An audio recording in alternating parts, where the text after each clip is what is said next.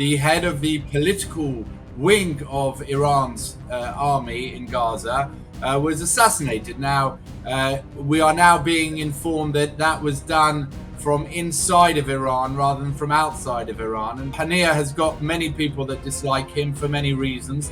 He's an arch terrorist with the blood of tens of thousands of people on his hands. He has brought death and destruction where he has been, whilst he lives as a multi-millionaire, major Iranian empire that is threatening the stability of the Middle East. Every country where it is, though, look at Syria. You wouldn't want to live. Right. When Israel wants to take responsibility for assassinating mass murderers, it does that. For example, in Lebanon yesterday, Israel took responsibility, and the big concern is in fact not will it expand into a regional. It started as a regional war. The big question is whether it will expand into a world war.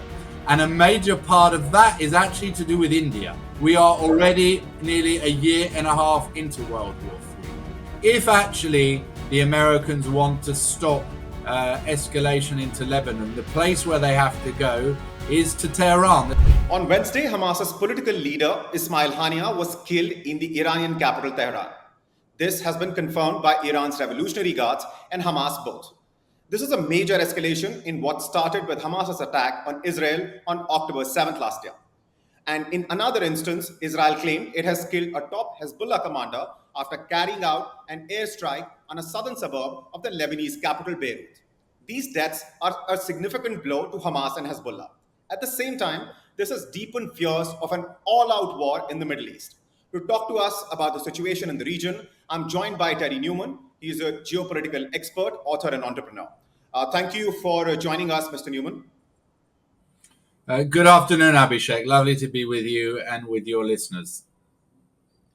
Thank you so much for taking out the time and joining us, because things, as I'm told, remain tense in Israel and, of course, the entire Middle Eastern region. So if you could, at this point in time, give us a lowdown on what's happening in Israel. And of course, we will talk about the assassination of Haniyeh and, of course, the death of Hezbollah leader in Beirut. Absolutely. So, I think, firstly, the framing of what's happened in terms of an assassination of a Hamas political leader and of the chief of staff of Hezbollah is actually, it's almost a misframing. We need to understand that there is an Iranian empire now. What 20 years ago was being discussed as a Shiite arc is now a fully fledged empire that stretches from Lebanon through Syria, obviously Iran itself at the center, Iraq, bits of the Gulf, and finishing in the south in Yemen, right? And as we've seen in other empires, in every single country, there are local parts of that imperial army. So the Iranian Empire in Gaza is called Hamas. The Iranian Empire in Lebanon is called Hezbollah. The Iranian army in Yemen are the Houthim.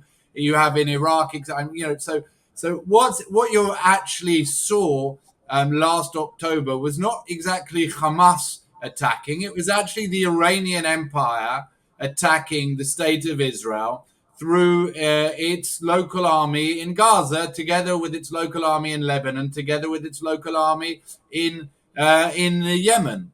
And what Israel certainly has done in Yemen in a couple of weeks ago was to attack the main Iranian army bases there. What it did in Lebanon was again to attack the chief of staff of the Iranian army in Lebanon. And what appears to have happened in Tehran last night was that the head of the political wing of Iran's army in Gaza was assassinated. Now, we are now being informed that that was done from inside of Iran rather than from outside of Iran. And before people start immediately saying it was Israel that did it, let's remember that they immediately said that after the previous president of Iran was assassinated. And then afterwards, people realized it wasn't Israel. Now, Haniyeh has got many people that dislike him for many reasons. He's an arch terrorist with the blood of tens of thousands of people on his hands. He has brought death and destruction where he has been, whilst he lives as a multi-millionaire in the best of hotels in Qatar. So the world is a better place without him in it. But we must keep our eye on the ball. And that ball is that there is a major Iranian empire that is threatening the stability of the Middle East. Every country where it is, though, look at Syria. You wouldn't want to live there. Look at Mr. Lebanon. You Newman, wouldn't want to. let me interrupt you for a bit and ask you: are you, number one, denying Israel's involvement? Because so far we have not heard any kind of official word from anywhere as far as that aspect is concerned. And the reason I ask you that question, and I'm sure you'll find it reasonable, is because Israel has been known to target its enemies wherever they might be in the world. This has been done in the past, and we can go all the way back to Munich Olympics and what happened in the aftermath. So my question to you is, as of now, have you heard anything about the responsibility of the Israeli authorities? And if not, then who do you think, in your opinion, was behind this? I think that question is of secondary importance at the moment. All And right. when Israel wants to take responsibility for assassinating mass murderers, it does that. For example, in Lebanon yesterday, Israel took responsibility It for did. the assassination of Muhsin, the same man who was behind the murder of 250 US Marines back in the 1980s, the same man who was responsible for the murder of 12 Israeli Druze children. I can tell you, I went to visit one of the children who was badly injured by this missile. It's horrendous. So when Israel wants to take responsibility, Israel takes responsibility. If it has not taken responsibility, it's for one of two reasons: either A, it does not want to, or B, it has not done it. But the main picture, as I say again, and I think this also affects. Think of India. India, before it got independence, was under the part of the British Empire, right? Now, the head of the British Army in India, yes, it worked according to local considerations, but it got its strategy, its weapons, its training, its budget from London. I'm not making any comparisons between, in terms of was the British Empire as good or bad as the Iranian, but I'm saying that's how empires work. And you now have I the am same not, situation not for where a you have an moment. Iranian empire that is giving weapons and training and budget and strategy. And the fact that Haniyeh was assassinated at the center of the empire in Tehran on the day when they are swearing in the new president of this empire is of huge importance, because it sends a message: no matter where you are, okay, if you are somebody that is coming to undermine the rules of the modern open world, you will no longer be a part of that world. Right. And not for a second I'm trying to imply that Iran has not been, behind some of the attacks that have happened, have been carried out in Israel against Israel. Of course, we saw the hundreds of rockets which were fired by Iran at the Israeli, at Israel. What I'm trying to ask you, however, is, of course, because the next step after this is going to be the next step in escalation. What are we talking about? Are we talking about an all-out war? Because on one hand, Israel is already fighting, in Gaza. Then, of course, the Houthis in Yemen. Then now, of course, there was an attack on Lebanon's capital in Beirut. Another Hezbollah commander was killed there. And then, of course, what happened in Tehran. So Israel is surrounded by all of these countries, Yeah. all of these groups, as you were also mentioning earlier. So the question at this point is not whether Iran is behind this or not, but what does it mean for the region? What does it mean for Israel? So yeah, thank you for your question. The way the this current war is being framed is that there is an Israel-Hamas war, that we must be very careful that it does not expand into a regional war, because we are also concerned that a regional war could escalate into a world war. Those are the three stages, right? So your question is now that Gaza, the head of the Gaza political bureau has been taken out, etc., and the head of the Hezbollah. And what I am saying to you is, I think that is a wrong framing, and I don't think that's what's happening. What I'm saying is that this started as a regional war. Iran declared war on Israel on the 7th of October. It started as a regional war with Iran attacking Israel from the north, from the center, and from the south. And over the months that followed, it has even attacked directly from Tehran itself, but it's also attacking from Syria, and it's also attacking from Iraq. And the big concern is in fact not will it expand into a regional. It started as a regional war. The big question is whether it will expand into a world war. And a major part of that is actually to do with India. Because as you're aware, on the 10th of September last year in Delhi, your prime minister signed on the official opening of the IMEC, the India, Middle Eastern, European Economic Corridor, which is in effect, it's the coming together. There's two major global forces coming together. There is the pro-Western, pro-democratic camp that is India. It's the pro-Western monarchies. It's the democratic countries. It's Europe with the United States. And on the other side, you have Russia, China, Iran, and North Korea, right? And that's the big question. The big question is this regional war, in effect, like during the Cold War, where wars between, you could look at a war between Egypt, Syria, and Israel. But, we have to be careful it doesn't expand. But the entire war was started as part of the Cold War. And what we are seeing now is what's happening here is actually part of the Russian, Chinese, Iranian attempt to stop Israeli, Saudi Arabian normalization, because that is the missing link of the IMEC that your prime minister signed last September. Now, I'm with you on that because, of course, all of the big powers are involved in that region. US plays a certain role. Russia, Iran, China, of course, have a role as allies of Iran. And India, of course, has had, over the last few decades, has had a reasonably good relationship with Iran, but it enjoys, a very good relationship with Israel as well. And there's been, in terms of the kind of exchanges which are taking place between Israel and India now, it's unprecedented, right? It hasn't happened in the past. But having said all that, the fear that you're expressing, the fear that you're talking about, that it doesn't end up snowballing into a bigger war, a world war, as you're trying to put it.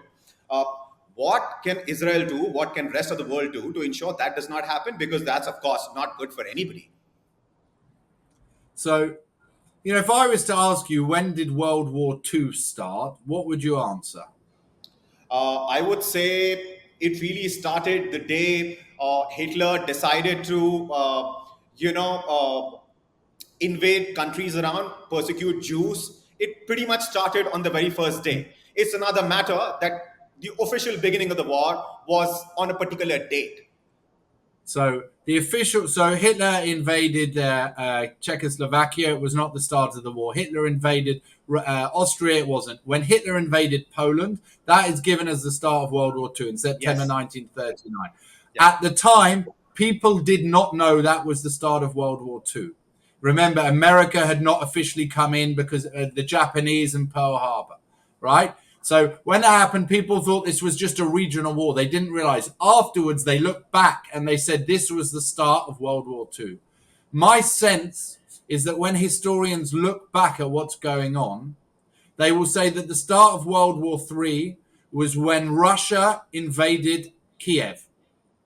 And so therefore, when we are saying we must be careful, as the initial framing that the Hamas-Israel war doesn't turn into a regional war, doesn't turn into a world war. In actual fact, what started here started as a regional war in order to prevent Israel-Saudi normalization, in order to prevent the IMEC, because that is Russia's control over Europe.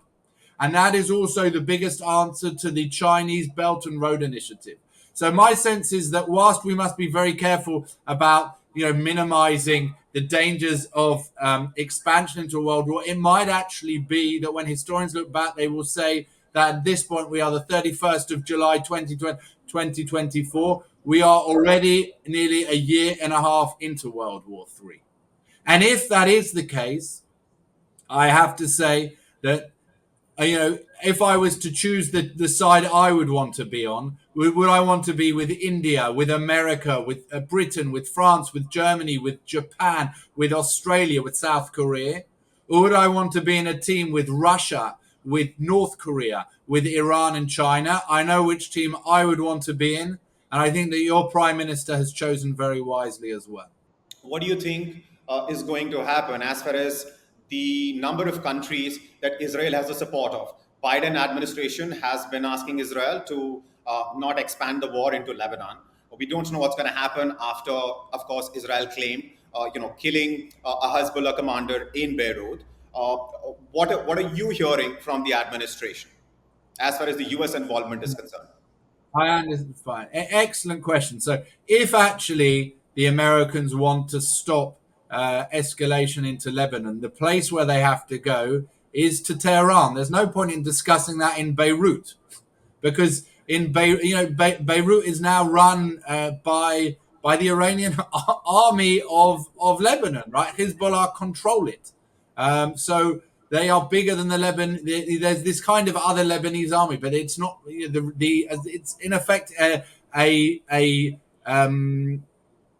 vessel state now within the Iranian army. What do the Americans want to achieve? They have elections, right? They have two aims. Number one, they want to get this IMEC up and running because it's been paused. Your prime minister actually signed it with President Biden last year. Biden flew over to Delhi for the signing together with MBS, the Crown Prince of Saudi, and the head of the EU. He wants to get that up and running because it's essential to American security and American prosperity going forward. The Europeans want it signed because it's the only way they can wean themselves off Russian gas and Russian hydrocarbons. Okay, but the Americans also have elections, and when there's elections, they want to make sure that the price of oil remains low and that there's as much stability as possible, and that there isn't hyperinflation. So the Americans themselves are confused about this, which is why you're hearing mixed messages. And I actually think if you listen closely to what's being said, both from the Biden-Harris camp and also from the Trump camp, the same message is more or less the same, which is we support Israel, but we need to finish this as soon as possible. Each of them says it in their own way, but the overall you don't see any difference between the Biden-Harris camp's messaging and Trump-Vance's camp's messaging as far as this war, this situation is concerned. In terms of substance, no. In terms of window dressing, yes. They're using different words, but the words mean the same things. All right. As far as Israel is concerned, what is the larger consensus in Israel? What are the people? What is the administration? What are the authorities talking about? What is the next step? Because at some point in time, Israel has to arrive at a point wherein it can say that it feels safe. And of course, the 120 hostages, which are still with Iran-backed, militias, is that even a possibility which is being discussed in Israel? And if yes, what's the route to that situation? Excellent question. So we don't view these as I say, Iranian-backed militias or proxies. Proxies that you have an internet proxy, a server proxy. This is the Iranian army. Okay, so therefore, if we want to deal with the Iranian army in Gaza, we understand that we have to deal with it in Tehran, etc. Now, in order to achieve our aims, and our aims are number one, what does that we mean? Have to dealing with them in Tehran. What does that mean? Do you mean a direct attack? It means that there has to be deterrence in Tehran such that they do not use their armies around the Middle East to attack. What kind of deterrence? What kind of deterrence? So that deterrence will be defined by both the political levels here as well as by the military here. But in terms of the aims of what we want to achieve, deterrence is obviously important for long-term security and long-term economic growth and success, and for the entire Middle East to flower and improve. But in terms of immediate aims, we have to get our hostages home. You can probably see it. It is unbearable that 300 days on, I still have to wear this. It is unbelievable that is the case. It's 2024. So that is number one. Number two, we have to ensure that we have over 100,000 internal refugees in Israel who are unable to return to their homes and live normal, safe lives. We have to make sure that they can go back. And number three, we have to bring long-term security and prosperity to the region, which has to be done and can only be done through Israeli-Saudi normalization and the implementation of the same IMEC that your Prime Minister so wisely signed off on in September of last year. As far as the collateral loss of life is concerned, there are several people who are not armed combatants in Gaza and in other areas around Israel, including, of course, in Beirut and Tehran now, who have lost their lives. What would you say as far as that, the loss of innocent lives is concerned? So, firstly, from a humanitarian perspective, the loss of innocent lives is horrendous. Obviously, the grandmother, the mother, the baby who's 3 years old, they are not responsible. Well, let's start with the children, actually, right? Children who, really young children, they don't know what's going on. And it's horrendous, and I feel for them, and it is genuinely awful. When we start hitting teenagers, there's often numbers, you define a child as somebody under the age of 18. But large parts of the Iranian army in Gaza, what's called Hamas, okay, are 15-year-olds and 16-year-olds with RPGs, with rifles. Are they children? If you're a 15-year-old with an RPG firing at us, are you a child? So under international law, you are. In reality, are you? And then when it comes to the legal side of these issues. And the counter argument, of course, is, A, occupation, of course, B, the other things that which Palestinians keep talking about, that at the end of the day, their lives are also being made difficult by Israel's actions. Yeah, so let's discuss that. The two main areas from which Iran has been attacking Israel, as you know, are from Gaza and from Lebanon. Israel does not occupy Gaza. Israel withdrew from all of Gaza. It was actually asked by Fatah, who are the Palestinian government in the West Bank, to keep control of the border with Egypt in order to prevent Hamas smuggling weapons. And Israel said, we cannot do that because that would, in effect, involve us still occupying part of Gaza. So Israel had no occupation whatsoever of Gaza, and yet the Iranian army there decided to attack. In terms of Lebanon, Israel left Lebanon in 2000, over 24 years ago. So the argument that it's occupation that does this, it makes no sense. The only place where you could make any kind of argument of Israeli military occupation would be in certain parts of what we call Judea and Samaria, and they call the West Bank. And then the Palestinians have self-rule, and there's obviously very complex security issues, because do we want to have the entire border open with Jordan where they can smuggle in similar weapons? You saw with a very small border with Egypt what they brought in, what would come in from the border with Jordan into the West Bank, and that's 10 kilometers from a major international airport and from 10 million Israeli citizens, Israeli Jews, Israeli Arabs, Israeli Druze, Christians, Muslims, etc. So and what would you say about? It's a four-man argument. It's nonsense. It doesn't hold any water. But you touch on something. You're also dismissing what ICJ's declaration was. No, I know. Yeah. Fine. So thank you for raising it. So I was going to say that's the other part of it. Listen, a lot of the international law that you as used and quoted were laws that were written after the Second World War. Okay, so the mindset that was used was you've just had Nazi Germany together with its fascist partners, both in Italy, in Japan, and in other parts of the world, who tried to take over the world as nation states and create a global fascist empire.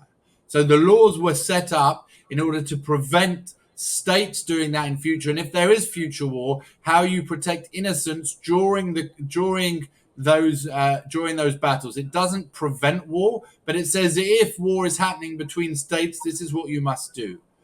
What Iran has done so cleverly in order to get around it is, despite having its army in various places, it's got journalists around the world using the word proxies, using the word terror organizations, using the word backed militias, and therefore none of them fall under international law.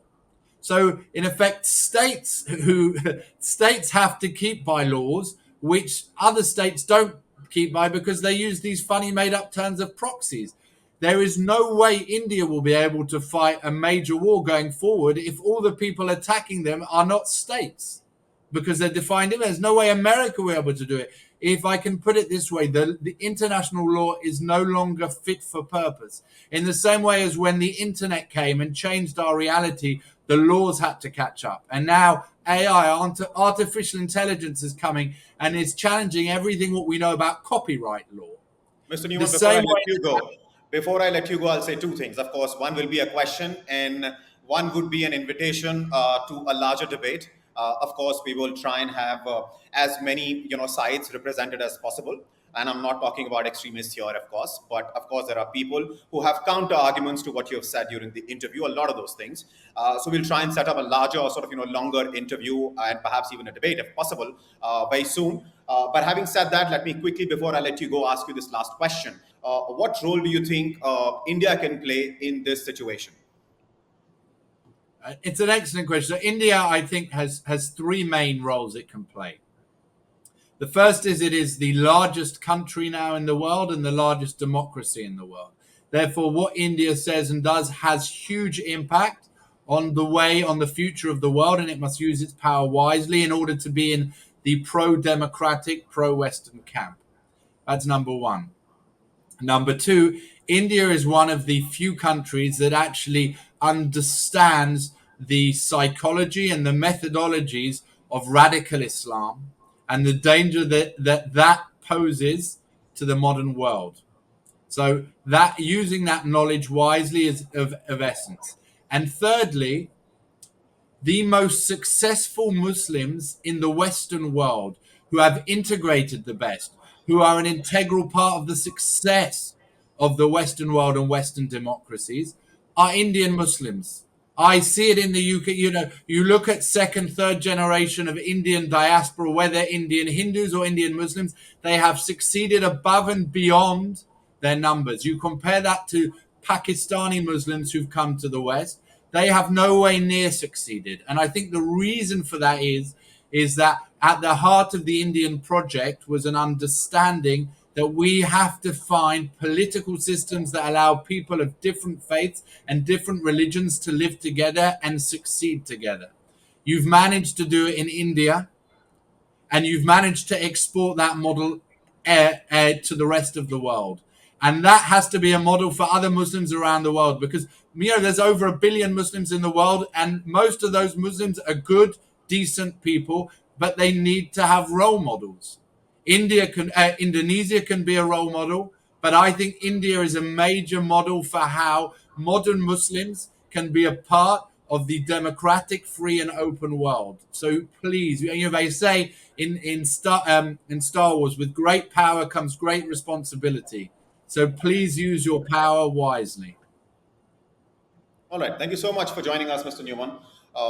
It was a great conversation. I mean, because of course there's a lot of curiosity about what's happening in the region, and a situation which can snowball into a World War III kind of a situation. Of course, gets people to watch it even more closely. So thank you for shedding light on all of these aspects. Of course, like I said earlier, we'll try and set up a larger, longer debate if possible on this issue. But thank you for taking out the time once again. Thank you.